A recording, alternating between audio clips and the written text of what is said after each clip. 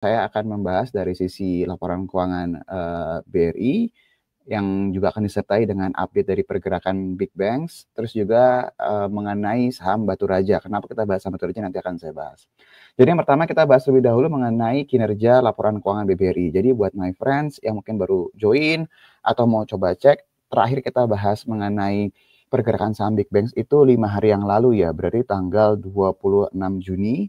Terus juga tadi saya cek lagi terakhir lagi sebelum kita bahas tanggal 5 Juni. Jadi tanggal 5 Juni itu kita bahas mengenai kinerja keuangan secara laporan keuangan bulanan perbankan yang kurang menarik sebenarnya.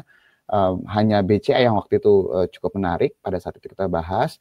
Terus juga kita melihat mengenai, kita juga lagi menunggu mengenai perubahan skema yang nantinya akan diberikan dari sisi Danantara kalau memang nanti akhirnya BRIS jadi di bawah Danantara ya. Jadi kita melihat bahwa sampai beberapa hal ini lebih clear, seharusnya katalis untuk perbankannya belum sepenuhnya positif ya. Jadi lebih baik menunggu terlebih dahulu gitu. Jadi itu tanggal 5 Juni. Nah, tanggal 26 Juni kita mengingatkan kembali bahwa yang mau kita lihat pada pergerakan saat ini adalah untuk BCA yang sudah rilis laporan keuangan sampai dengan bulan Mei itu kan bagus banget. Kita mau lihat kinerjanya itu dengan kinerja keuangan yang bagus, harusnya saham itu udah rally pada saat itu kita bahas. Dan kalau BCA-nya rally, harusnya sentimen dari perbankan ini berangsur-angsur akan mulai mereda nih, yang sifatnya karena negatif. Tapi sejauh ini kita belum melihat rally tersebut. Kecenderungan beberapa data ini BCA-nya masih sideways, tapi untuk big banks yang lainnya sejauh ini pergerakannya belum sepenuhnya positif. Jadi update yang terbaru saat ini adalah dari sisi laporan keuangan bulanan untuk BRI nih my friends. Jadi untuk perbankan ini memang mereka itu rilis laporan keuangan setiap bulan. Jadi kita pasti akan dengar update-nya. Next-nya kita akan dengar bulan Juni di bulan depan, tapi bulan Juli ini cukup menarik karena bukan cuma banks aja yang update, semua emiten akan memberikan update kinerja semester satunya. Jadi di bulan Juli ini seharusnya akan cukup meriah nih untuk rilis laporan keuangan. Dan kalau misalnya untuk BRI sendiri, untuk kinerja bulan Juni, saya highlight ya di sini ya, di mana laba bersih tahun berjalannya itu mencapai 18,64 triliun pada 5 bulan tahun 2025 atau periode Januari sampai dengan Mei 2025. Laba bersih itu terkontraksi sebesar 14,87% secara tahunan. Jadi emang kalau dibandingkan dengan tahun 2024, kinerja 5 bulannya untuk laba bersihnya BRI ini memang mengalami penurunan secara signifikan nih, double digit ya my friends ya. Tapi kalau misalnya my friends tanya, kenapa kok turunnya bisa signifikan? Ini sepenuhnya karena adanya biaya provisi yang sangat besar sekali di bulan pertama tahun ini. Jadi sebenarnya kalau kita boleh bilang, secara kinerja dari bulan pertama sampai dengan beberapa bulan terakhir ini, sebenarnya secara kinerja jauh lebih signifikan perbaikannya. Karena waktu di bulan pertama itu penurunan itu sangat signifikan dari sisi labanya my friends karena biaya provisi. Nah, di sini yang juga mau saya bahas, di sini disebutkan bahwa perolehan laba bersih ini pada bulan Mei itu hanya sebesar 3,63 triliun, di mana secara bulanan juga turun sebesar 7,18% dan 10,93% secara tahunan. Jadi, kalau dilihat secara laba bersih memang bulanannya aja memang masih mengalami penurunan nih dibandingkan dengan bulan April, dan secara tahunan juga masih turun sebesar 10,93%.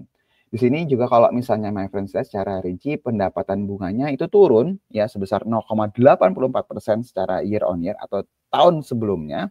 Dan kalau misalnya dilihat beban bunganya di sini turun juga tipis ya, minus 0,93%. Jadi pendapatan bunganya turun 0,84%. Di satu sisi beban bunganya turunnya lebih besar ya, tapi nggak terlalu signifikan gitu. Jadi kalau boleh dibilang secara kinerja di top line-nya nggak terlalu ada perubahan yang signifikan nih kalau dibandingkan dengan tahun lalu atau mungkin beberapa bulan sebelumnya. Nah, kalau melihat dari keadaan ini bisa dikatakan belum ada perbaikan yang secara signifikan nih my friends untuk si BBRI. Nah, biasanya market itu akan menunggu ya. Jadi kalau misalnya lagi masuk momen-momen seperti ini, market akan menunggu. Oke, kalau waktu di bulan pertama itu jelek banget, ini kan berangsur-angsur mulai membaik ya di beberapa bulan terakhir. Nah, di bulan Mei ternyata belum ada perubahan yang sangat signifikan. Bahkan kinerja bulanannya juga kecenderungan masih turun juga nih. Biasanya market tuh akan menunggu nih di bulan Juni atau semester 1 akan seperti apa. terus nanti juga akan lihat beberapa bulan ke depan lagi. Jadi biasanya market itu akan lebih menunggu atau ada narasi yang lain yang benar-benar sifatnya signifikan atau positif nih.